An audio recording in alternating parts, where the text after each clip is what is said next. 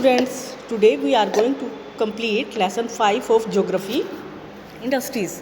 Last video में हमने discuss किया था कि इंडस्ट्रीज़ की डेफिनेशन के बारे में, क्लासिफिकेशन ऑफ इंडस्ट्रीज़ हमने किया था रॉ मटेरियल बेस पर, साइज़ बेस पर, ओनरशिप के आधार पर, और फार्म सिस्टम, इंडस्ट्रियल सिस्टम हमने रीड किया था। फैक्टर जो है किसी भी लोकेशन, इंडस्ट्रीज़ की लोकेशन के लिए फैक्ट डालते हैं। इंडस्ट्रियल रीजन हमने रीड किया था। डिस्ट्रीब्यूशन ऑफ मेजर इंडस्ट्रीज़, इसमें हमने रीड किया था कि आयरन और स्टील इंडस्ट्रीज़ के बारे में, टेक्सटाइल इंडस्ट्रीज़ और इंफॉर्मेशन टेक्नोलॉजी इंडस्ट्रीज़ जो मेजर इंडस्ट्रीज़ हैं। और टेक्नोलॉजिकल जो इंडस्ट्रीज़ है, इंफॉर्मेशन टेक्नोलॉजी जो है, वो सनराइज़ इंडस्ट्रीज़ भी कहा गया है इनको। अब हम तीनों जो इंडस्ट्रीज़ है, मेजर इंडस्ट्रीज़, इसको हम डिस्कस करेंगे। तो सबसे पहले है आयरन और स्टील इंडस्ट्रीज़, जो कि एक फीडर इंडस्ट्रीज़ भी कहा गया है। क्यों? क्योंकि इसका जो मटेरियल है, फिनिश्ड प्रोडक्ट यानी आयरन या स्टील को हम as a raw material use करते हैं दूसरी इंडस्ट्रीज़ में। ठीक है, तो इस इंडस्ट्रीज़ में इनपुट क्या है? Raw material include raw material है सच एज आयरन है, कोल, लाइमस्टोन, लेबर, कैपिटल, ये आपके इनपुट है इसमें। और प्रोसेस क्या है? आयरन ओर यानी जो कच्चा लोहा है उसको स्टील में कन्वर्ट करना, और वो अलग अलग जो स्टेजेस हैं वो आपका आ जाएगा प्रोसेस में। ठीक है, और फिर फाइनल जो प्रोडक्ट वो क्या है? स्टील, यानी आयरन और स्टील को प्राप्त करना। तो ये आयरन और स्टील इंडस्ट्रीज़ का इंडस्ट्रियल सिस्टम है, जिसमें इनपुट है, प्रोसेस और आउटपुट। अब स्टील जो है उसको क्या है कि टफ़ है और इजीली शेप्ड इसको किया जा सकता है स्टील को।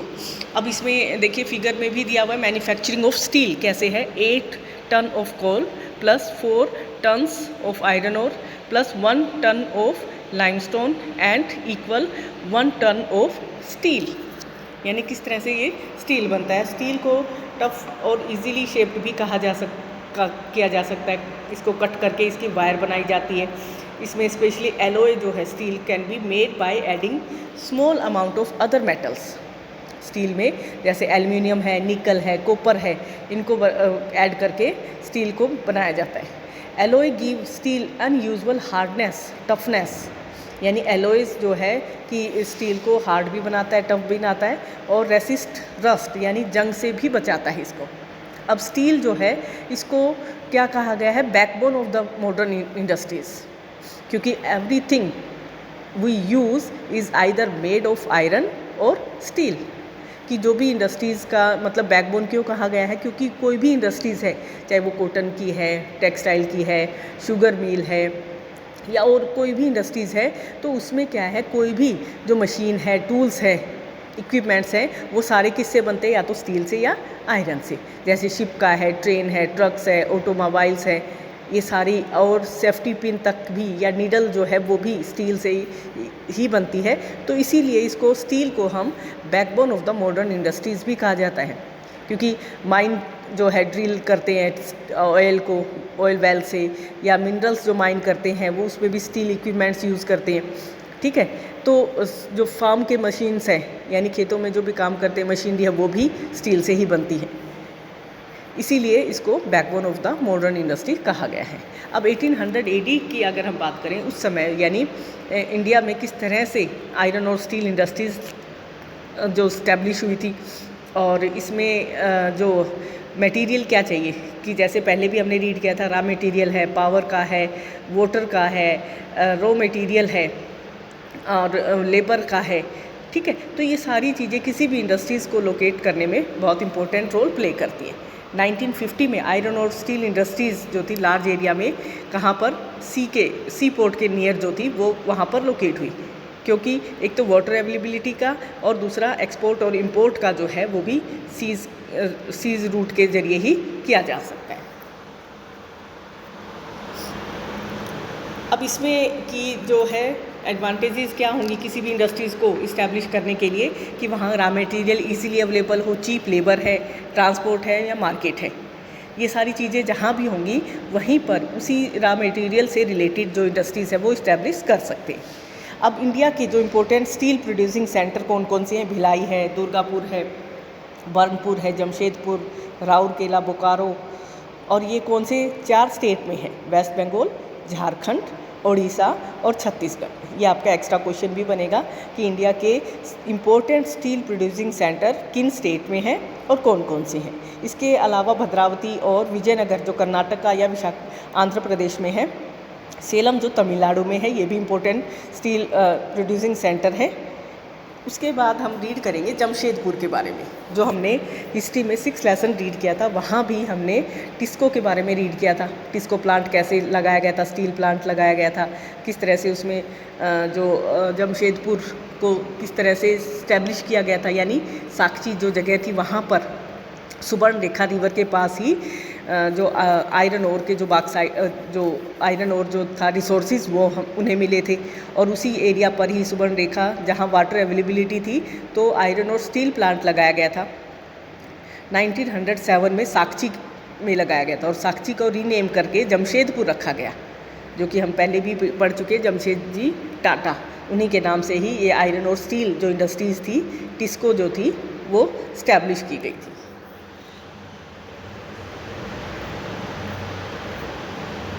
अब साक्षी जो है स्टील जो प्लांट लगाया गया, उसके कुछ रीज़न थे क्या कि वहाँ पर ही क्यों लगाया गया, कि कालामती जो स्टेशन है बेंगोल नागपुर रेलवे लाइन के, उसके नज़दीक ही था।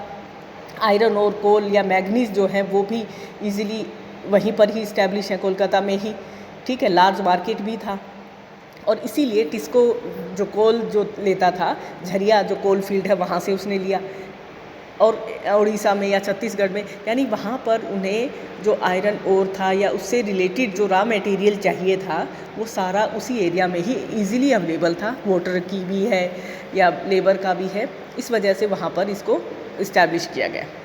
उसके बाद जमशेदपुर जो एरिया था, इंडस्ट्रियल प्लांट्स जब लगाया गया, उसके बाद और भी जैसे लोग ये केमिकल्स का है, एग्रीकल्चर पार्ट है, इक्विपमेंट्स है, मशीनरीज हैं, टीन प्लेट है, ये भी अदर प्रोडक्ट भी तैयार करने लगे। अब आयरन और स्टील इंडस्ट्रीज़ जैसे ही इस्टेब्लिश हुई तो इसने क्या किया, दूसरी इंडस्ट्रीज़ को डेवलपमेंट करने का भी मौका मिला।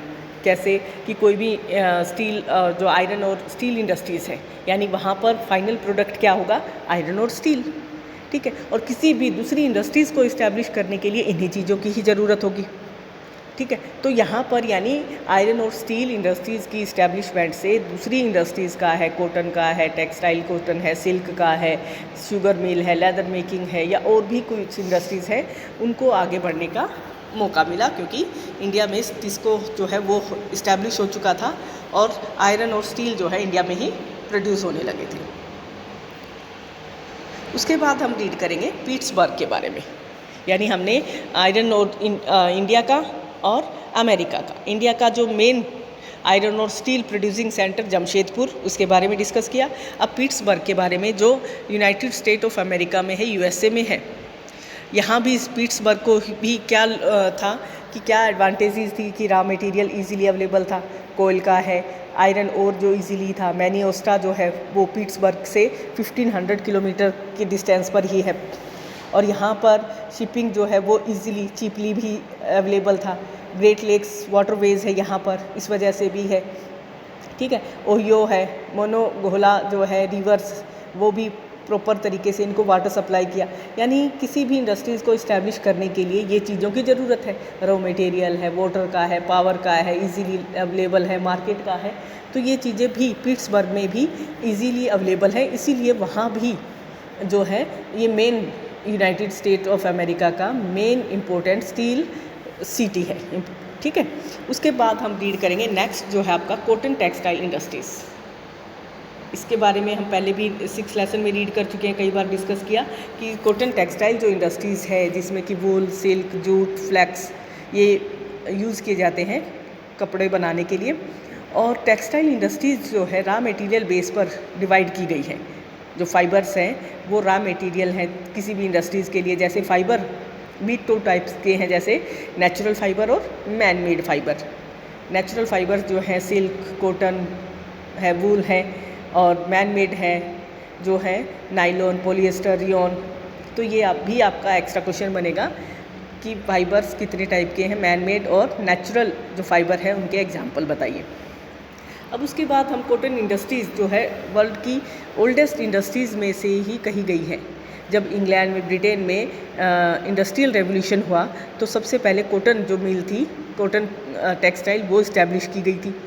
और जैसा कि हमने पहले भी रीड किया था कि इंडिया का जो कॉटन या सिल्क जो टेक्सटाइल था वर्ल्ड फेमस था, और उसी से ही इम्प्रेस होकर इंग्लैंड में इंडस्ट्रियलाइजेशन लगाया गया था। वहाँ पर कॉटन टेक्सटाइल जो इम्पोर्ट करते थे इंडिया से, अब वो एक्सपोर्ट करने लगे इंडिया में भी। उसके बाद इंडिया में, चाइना में, जापान और यूएसए में भी कई कॉटन टेक्सटाइल जो इंडस्ट्रीज़ थी वो इस्टेब्लिश हुई थी। और इंडिया के उसके पास्ट के बारे में पहले डिस्कस कर चुके कि कितना वर्ल्ड फेमस था, और इंडिया की जो टेक्सटाइल था वो किस तरह का था। मुस्लिन था, चिंट के बारे में हमने रीड किया था, कैलिको जो था वो किया था, बंडाना हमने रीड किया था।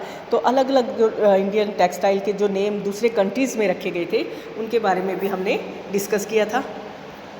उसके बाद अब यहाँ पर कि इंडिया के जो मेन सेंटर है वो कौन कौन से थे, कि यहाँ पर किस तरह से लोकेट किया गया था, कि सूरत है, वडोदरा है, जो मेन क्वालिटी वाइज और डिज़ाइन वाइज वर्ल्ड फेमस है। और यहाँ पर हैंड जो वूवन जो टेक्सटाइल था वो एक्सपेंसिव होता था, यानी इंडिया में इंडस्ट्रियलाइजेशन से पहले हाथों से कपड़ा बुनते थे, एक्सपेंसिव भी होता था और टाइम कंज्यूमिंग भी, समय भी ज़्यादा लगता था और इसलिए वो महंगे होते थे। ठीक है, तो ट्रेडिशनल कॉटन टेक्सटाइल इंडस्ट्रीज़ जो थी वो ब्रिटेन के टेक्सटाइल इंडस्ट्रीज़ को फेस नहीं कर पा रही थी। ये भी डिस्कस किया था कि किस तरह से वो प्रॉब्लम फेस हो रही थी इंडियन इंडस्ट्रीज़ को, टेक्सटाइल को, क्योंकि इंडिया में अब ब्रिटेन का जो टेक्सटाइल आ रहा है वो चीप होता था और उसी ही डिज़ाइन का, उसी ही पैटर्न का होता था, मिलता जुलता था। तो इसलिए इंडियन इंडस्ट्रीज़ जो है वो उसको फेस नहीं कर पा रही थी। उसके बाद हमने रीड किया था कि इंडिया में फर्स्ट जो टेक्सटाइल मिल जो स्टैब्लिश हुई थी 1854 में। रीज़न क्या है कि अच्छी क्लाइमेटिक कंडीशन है, पोर्ट जो है इंपोर्ट और एक्सपोर्ट के लिए मशीनरी जो है, और रॉ मटेरियल इजीली अवेलेबल है, स्किल्ड लेबर है वहाँ पर। तो इस वजह से इंडिया मुंबई में सबसे पहले ये स्टार्ट की गई थी। उसके बाद महाराष्ट्र और गुजरात के कई एरिया में भी ये जो कॉटन टेक्सटाइल इंडस्ट्रीज़ है वो इस्टेब्लिश की गई थी। रीज़न क्या है कि महाराष्ट्र और गुजरात के कुछ पार्ट में जो क्लाइमेट कंडीशन है अच्छी है, और ब्लैक जो सॉइल है वो वहाँ पर होती है, जिस वजह से कि उसमें कॉटन जो प्लांट्स है वो ग्रो किए जाते हैं। अभी फिगर 5.10 में देखिए, major cotton textile manufacturing region, ये भी हम मैप में करेंगे। इसके बाद नेक्स्ट जो आपका टॉपिक है वो हम रीड करेंगे कि कॉटन टेक्सटाइल का अहमदाबाद के बारे में। ठीक है, कि अहमदाबाद जो कॉटन टेक्सटाइल मिल जो थी वो कब शुरू हुई थी, 1859 में। सेकंड लार्जेस्ट टेक्सटाइल सिटी था, किसके बाद, मुंबई के बाद। और यहाँ इसको मैनचेस्टर ऑफ इंडिया भी कहा गया है। रीज़न वही सेम चीज़ें कि फेवरेबल लोकेशन है, क्लाइमेटिक कंडीशन अच्छी है वहाँ पर, ग्रोइंग एरिया जो है कॉटन का वो अच्छा है, रॉ मटेरियल इजीली अवेलेबल है, स्पिनिंग वीविंग के लिए क्लाइमेटिक कंडीशन अच्छी है, और लैंड जो है वो सूटेबल है।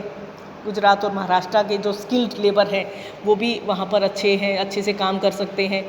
ठीक है, और रेलवे नेटवर्क की वजह से ट्रांसपोर्टेशन में जो होता है कि एक्सपोर्ट इंपोर्ट का जो पार्ट है वो भी इजीली अवेलेबल है। लेकिन अब ये कह रहे हैं रिसेंट ईयर्स में जो अहमदाबाद जो है मिल, टेक्सटाइल मिल जो है वो प्रॉब्लम फेस कर रही है। रीज़न क्या है कि वहाँ पर कुछ और नई इंडस्ट्रीज़ इस्टेब्लिश हुई हैं, वहाँ वो नई टेक्नोलॉजी यूज़ कर रहे हैं। ठीक है, और जिसमें कि अहमदाबाद जो है पुराने तरीक़ों की से ही वो ज़्यादा मतलब न्यू टेक्नोलॉजी वो यूज़ नहीं कर पा रहा, इस वजह से वो फेस की। नेक्स्ट है आपका ओसाका, ये हम रीड करेंगे। टेक्सटाइल सेंटर जो जापान का है, जैसे हमने आयरन और स्टील का किया था जिसमें कि एक इंडिया का पार्ट था और एक यूएसए का। अब ऐसे ही टेक्सटाइल जो कॉटन टेक्सटाइल मिल है उसमें इंडिया का यानी अहमदाबाद के बारे में, और दूसरा ओसाका जो जापान का है, मैनचेस्टर ऑफ जापान भी कहा गया है। और सेम वही चीज़ें, ज्योग्राफिकल जो फैक्टर है बहुत अच्छा है यहाँ पर। और इसके साथ ही यहाँ पर जो कॉटन मिल्स है वो इजीली अवेलेबल किस लिए है, क्योंकि एरिया अच्छी कॉटन के लिए है, ह्यूमिड क्लाइमेटिक कंडीशन है अच्छी, योडो जो रिवर है वो सफिशिएंट वाटर उसको सप्लाई करती है, लेबर इजीली अवेलेबल है, पोर्ट के नज़दीक ही ये लोकेशन है कि रॉ मटेरियल के लिए या फिनिश्ड प्रोडक्ट के लिए, एक्सपोर्ट या इंपोर्ट के लिए पोर्ट जो है वो इनको यूज़ कर सकते हैं, ठीक है। और कॉटन जो है वो इम्पोर्टेड कहाँ से किया गया था? इजिप्ट से, इंडिया, चाइना और यूएसए के। और फिनिश्ड प्रोडक्ट जो है एक्सपोर्ट किया जा रहा था, गुड क्वालिटी का है, लो प्राइस भी है यहाँ की। तो ये ओसाका जो है एक मेन सेंटर है जापान का टेक्सटाइल के लिए। उसके बाद आपका आता है इंफॉर्मेशन टेक्नोलॉजी, जिसको अमर्जिंग जो इंडस्ट्रीज़ है उसका भी नाम दिया गया है आईटी, ठीक है। अब ये क्या है, इसमें मेन है, इसको सनराइज़ इंडस्ट्रीज़ का भी नाम दिया गया है। यहाँ पर एक एग्जाम्पल के ज़रिए बता रहे हैं कि किस तरह से कि दो अलग अलग जो प्लेसेस हैं, एक है यूएसए में कैलिफोर्निया में और एक इंडिया का बेंगलोर। अब दोनों एरिया में एक ही जॉइंट जो प्रोजेक्ट है उस पर काम चल रहा है अलग अलग जगह पर, और वो किस वजह से है? आईटी की वजह से, यानी इंफॉर्मेशन टेक्नोलॉजी की वजह से दो अलग अलग पार्ट में पर्सन हैं और वो दोनों एक ही प्रोजेक्ट पर काम कर रहे हैं। जिसमें यहाँ दो हैं, एक स्मिथा जो है वो बेंगलोर में और डैनी जो है वो कैलिफोर्निया से काम कर रही है। कि दोनों की शिफ्टिंग जो वर्क है वो अलग अलग है, कि कभी वो काम कर रही है फिर उसको सेंड कर दिया जाता है, फिर डैनी उससे उस पर काम कर रही है, फाइनली दोनों मिलकर ही एक जॉइंट प्रोजेक्ट को तैयार करते हैं। ये सिर्फ इंफॉर्मेशन टेक्नोलॉजी की वजह से हुआ है।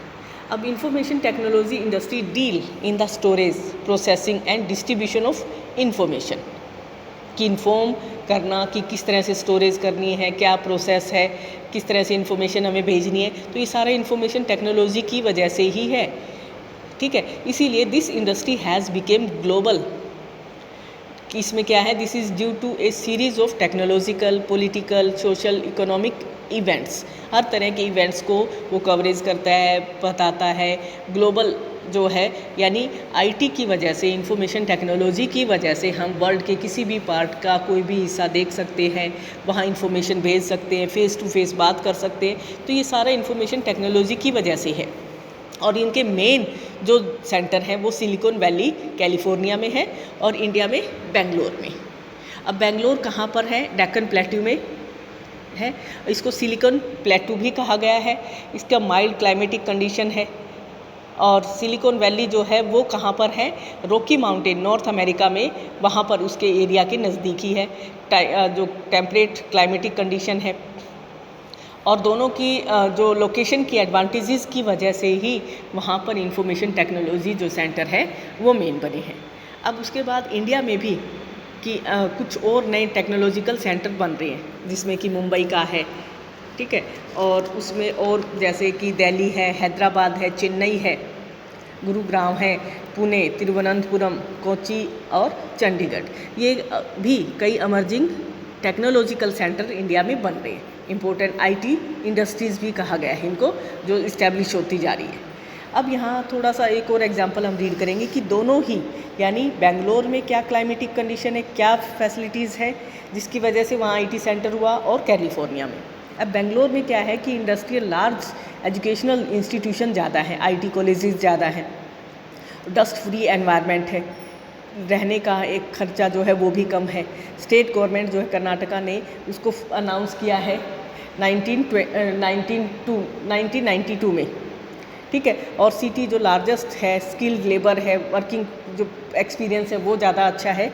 और ऐसा ही कैलिफोर्निया में है कि वहाँ एडवांस साइंटिफिक टेक्नोलॉजिकल सेंटर हैं, प्लीजेंट क्लाइमेटिक कंडीशन है, एनवायरनमेंट क्लीन है, और मेजर रोड्स और एयरपोर्ट के लोकेशन जो है वो नज़दीक है उनके, और अच्छी मार्केट है, स्किल्ड वर्कफोर्स है। तो ये ऐसे कई सिमिलैरिटीज़ हैं जिसमें बेंगलोर और कैलिफोर्निया में, कि सिलिकॉन वैली में, जो दोनों में ही मेन आईटी सेंटर ओपन किए गए।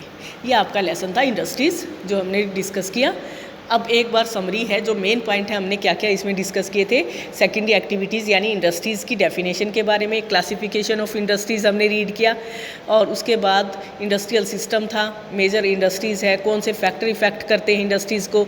मेजर इंडस्ट्रीज़ में आयरन और स्टील इंडस्ट्रीज़ के बारे में डिस्कस किया, इंडिया का और यूएसए का रीड किया था, जापान, ओसाका और अहमदाबाद इंडिया का रीड किया था, और आईटी इंफॉर्मेशन टेक्नोलॉजी में इंडिया और बेंगलोर का और सिलिकॉन वैली का। ये आपके पॉइंट्स थे, ये हमने डिस्कस किया था। I hope you will be understand. Thank you बेटा।